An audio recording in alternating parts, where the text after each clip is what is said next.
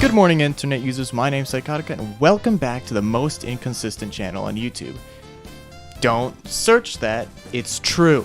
Now, I love to read manga. Not as much as I like to, but I do enjoy a good read every now and then. Today's video is about reviewing random manga I bought, because I apparently have a habit of just buying whatever I see on the shelf. The series range from well-known to semi-well-known to I don't think anyone's ever heard of this, and so on. And because of this, I thought it would be an interesting idea to go through each one of these volumes and see what they're actually about, and if they're worthy of continuing. So let's get started. Let me tell you a little story. This video took forever to make, partially due to the fact that I suck at reading manga. For example, it took me over a year to finish reading Bleach, and some of these volumes took me weeks to actually get into. Also, I wanted to re-record a bunch of the segments because I thought they were bad, but it turns out they actually weren't that bad, which now has resulted in a mess of incontinuity. Welcome to the manga review room. Now, I already had read a little bit of this a couple years ago, which is why I wanted to start with it, and man, I should have kept reading it. I also didn't know until a couple days ago that this is written by the same mangaka behind Erased, like one of my favorite animes ever. And I didn't know this because it's written in the most smallest text ever. How was I supposed to read that? If you've read or watched Erased, you probably have an idea of how the story will go down. It mostly falls into the sci-fi category of things, you know, switching bodies, going back in time, going forward in time, staying in time. But so far, the first volume of Island in a Puddle was pretty good, actually. To summarize the story without spoiling too much of the first volume, it revolves around two siblings named Minato and Nagisa, whose lives end up sort of paralleling, is that a word? I don't know. Whose lives end up going in parallel with those of criminals. The siblings are neglected children by their mother, who they haven't seen in weeks, but still manage to continue on with their daily lives thanks to a local named Futaba. But one day, their mother just shows up out of the blue and offers to take them to the local amusement park, where when they get on the Ferris wheel, it is struck by lightning. And Minato, let's just say he ends up in the body of a murderer. From this point on, we learn more and more about the man he took the place of, and an internal conflict between criminals after their boss ratted them out. Not long after the body switching first happens, we get introduced to the first major plot point of the story, getting back to Nagisa. While Minato is inside the body of a wanted criminal, the criminal himself is inside his body, and he is not letting Minato get close to Nagisa. The antagonist surrounds himself with both family and friends, mainly Futaba, and is slowly finessing his way into living the life of Minato. So far, the gist of the story is Minato needs to get back into his original body and save Nagisa from potential harm, but also needs to find out what went wrong. And don't forget, there is also another plot point related to why the mother keeps disappearing. Because so far, from what we know from the story, mainly the 4 chapters I read, she just goes and works all the time. Now, this was a very enjoyable read. I am curious to know what happens after this. I think this is relatively short, and I don't know when this was written. I haven't researched. I'll put it up on screen. But it's good. It's Kei-sanbei. I mean, if you like Erased, you'll really like this. So yeah. Next manga. I also didn't realize this until researching it the other day, but apparently this is one of the first works from Tatsuya Endo, who, if you don't know, is the mangaka behind Tista, which I've heard very good things about, and Spy X Family, one of the most popular modern shonens. I haven't read either of those series, but still, I read this one, and I really liked it. This manga took me forever to read. I sat down, like, right after recording the last review to read this, and I finished it almost 2 hours later. I know I can sometimes be a slow reader, but, like, the first chapter is 71 pages long, oh my god. Not to mention it's full of dialogue. But putting that aside, I enjoyed the manga. It's funny, it has a unique style, and it has a super intriguing concept for the story, especially because it's loosely based, on the folktale of Kaguya Hime, which you can see the references to it in the story, of course, if it's not obvious by the title. The story of Blade of the Moon Princess revolves around Princess Kaguya of the Takenouchi royal family, which rules over the moon.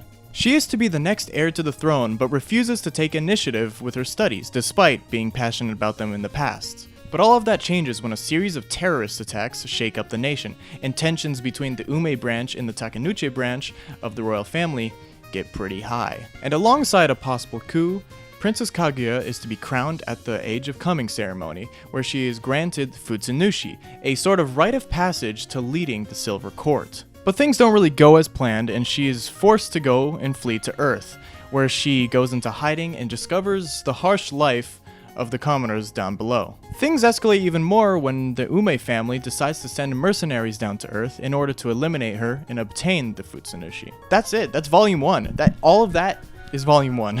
It packages so much in just the first volume, and even though I wasn't super invested until like the end of chapter 1, it kept going and it kept getting better. I wasn't expecting to like this one that much because I didn't recognize the mangaka and it looked sort of niche, but I'm glad I read it, and I'm actually even more determined to read the other manga. So yeah, we'll see. Welcome to a different set. 2 months later, because I couldn't film in the living room, okay? This is Ayashimon. Maybe I wasn't exactly in the mood to be reading manga, but it took me a while to actually get invested in the story, but overall, I liked it. In this universe, the Yakuza is run by Ayashimon, demons or spirits, yokai, that can take the form of humans through the use of money. Our protagonist is a fellow named Maruo, who has no relation to that one guy from SMT4, who is currently failing every single job interview imaginable. He dreams of becoming a manga protagonist. Oh, the irony. But instead is dragged into organized conflict thanks to a girl named Urara, who hires him to be her personal bodyguard. Maruo is essentially Saitama from One Punch Man, except instead of just wanting to be strong, he wants to beat as many people up as well as get beat up, which works pretty well in his line of work. Without spoiling too much, the plot of this is that the hierarchy of the Yakuza is in shambles because of the death of Kyo, the previous head of the Ayashimon-led organization.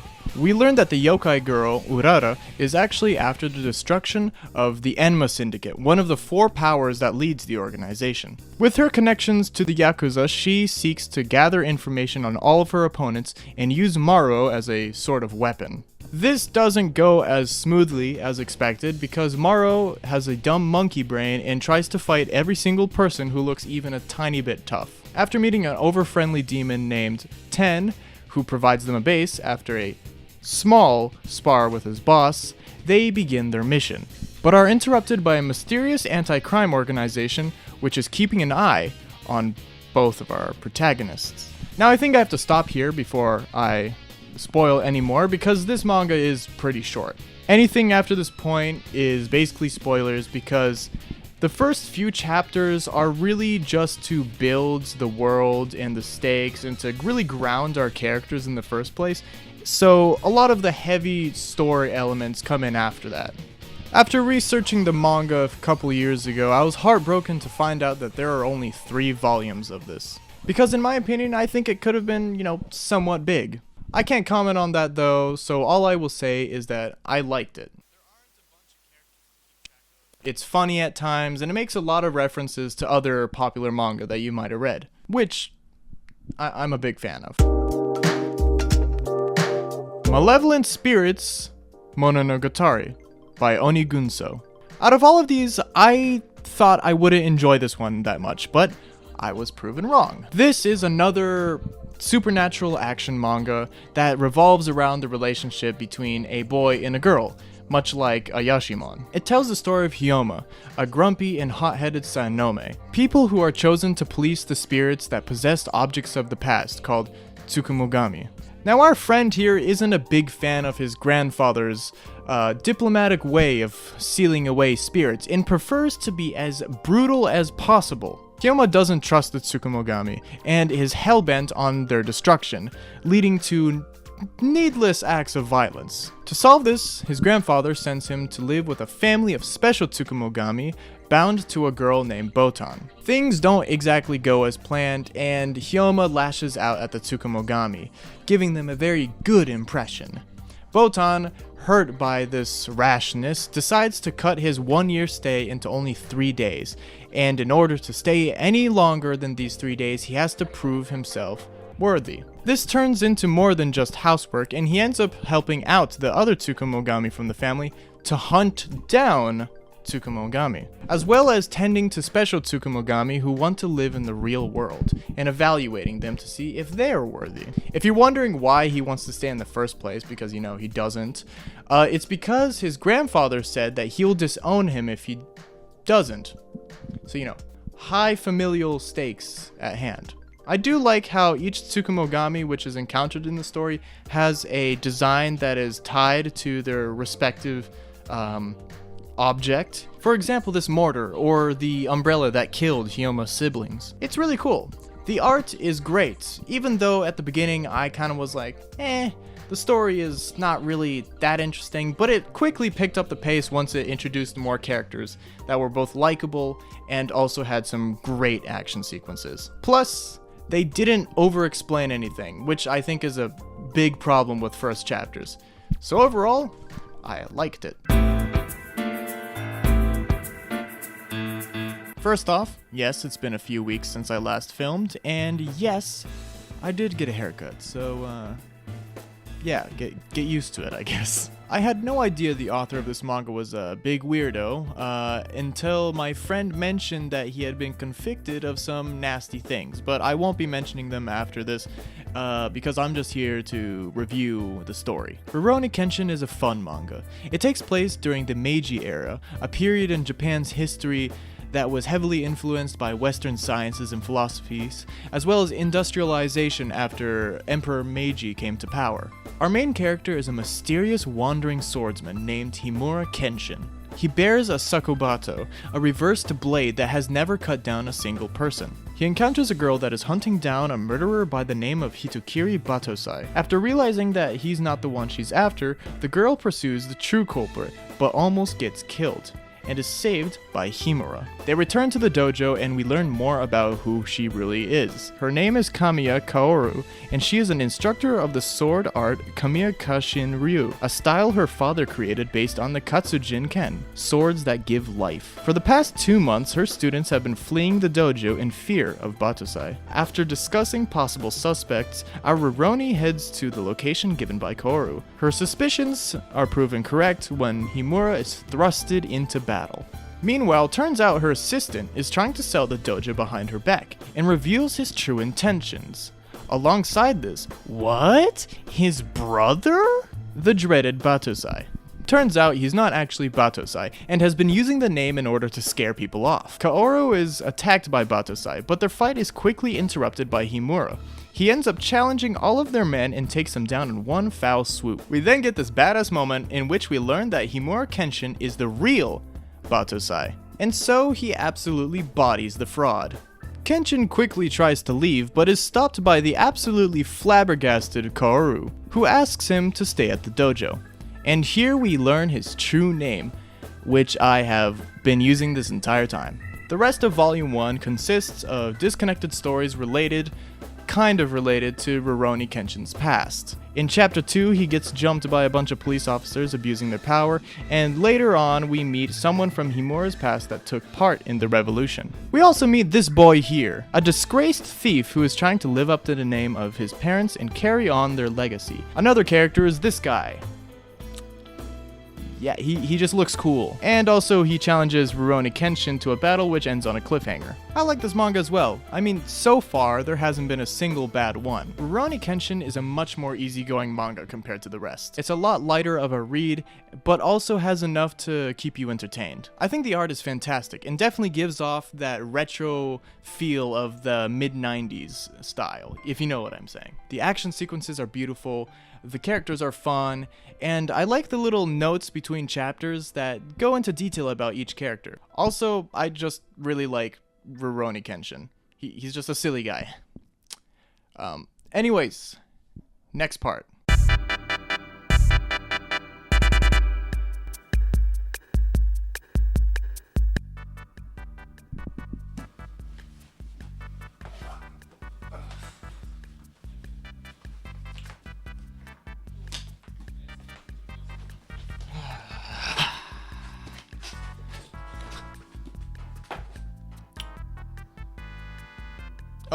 recording.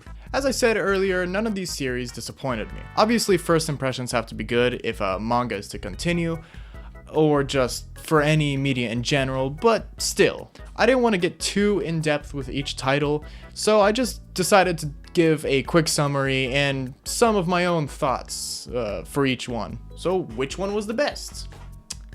I don't know, honestly. Now, if I had to rank each one by how likely I'm going to continue reading them, it'd have to be Rurouni Kenshin first, then Blade of the Moon Princess, then Ayashimon, Island in a Puddle, and Malevolent Spirits Mononogatari. These rankings have nothing to do with how good they are, it's just my personal preferences when it comes to manga. Also, a lot of time has passed since I reviewed the first 2 or 3, so if I were to pick them up again soon, I'd probably be just as invested as I was when I first started them. I think Island in a Puddle had me the most invested. It's a manga that really pulls you in with its intrigue. Then you have Blade of the Moon Princess, which is just a fun read with an interesting concept and just weird in general. Ayashimon felt like an easygoing shonen that you could just pick up at any time, and also anything to do with the government is just fun. Malevolent Spirits Mononogatari was also nice. I hear the anime is pretty good and it has a great ending, so I might check that out.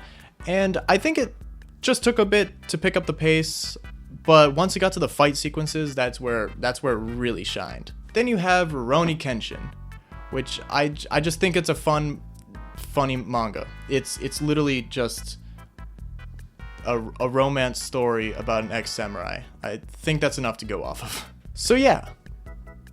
I hope you enjoyed this video that took way too long to make because I thought the original footage was bad, ultimately delaying the recording the rest for like 3 months. But I'm glad it's done now. I plan on reviewing more physical media. I have the Nier Automata books, which I've been kind of reading on and off, and I really want to review them because I have some things to say. And I've been reading plenty of manga, so I'd love to cover those. Anyways, this has been the most inconsistent YouTuber, Psychotica, with his most inconsistent video yet. Because my hair changed. So yeah. See ya.